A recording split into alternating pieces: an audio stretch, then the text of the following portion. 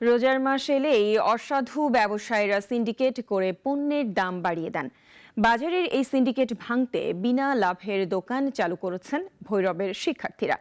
হৃদয় আজাদের রিপোর্ট, জানাচ্ছেন সুলতানা মরিয়ম। ভৈরব বাজারের শহীদ মিনারে খোলা আকাশের নিচে তরুণ শিক্ষার্থীরা অস্থায়ী এক বাজার বসিয়েছে, যেখানে শাকসবজি, লেবু সহ বিক্রি হচ্ছে নানা পণ্য। সমাজের কল্যাণে এই মানবিক উদ্যোগে অংশ নিচ্ছেন তরুণরা।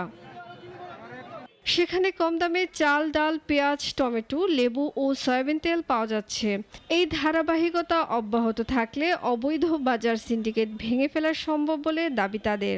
যারা গরিব দুঃখী আছে তাদের মধ্যে তারা যেন স্বল্প মূল্যে সঠিক জিনিস পেতে পারে, আমরা সেই জন্য আজকে বাজারের উদ্দেশ্যে তেল নিলাম, পেঁয়াজ নিলাম, খুবই কম রেটে পেলাম বাজারের রেট থেকে।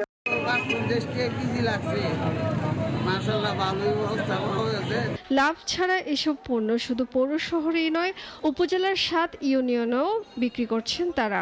শুরুতে সমালোচনার মুখে পড়লেও এখন বিশাল পরিসরে চলছে এই উদ্যোগ। নেক উদ্দেশ্য যদি থাকে, এখানে টাকার উদ্দেশ্য বড় ফ্যাক্ট না।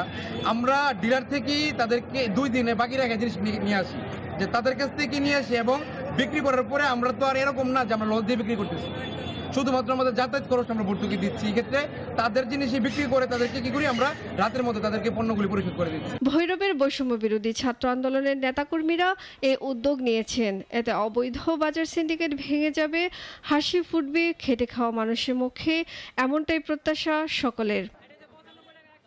সুলতানা মরিয়ম, নাগরিক।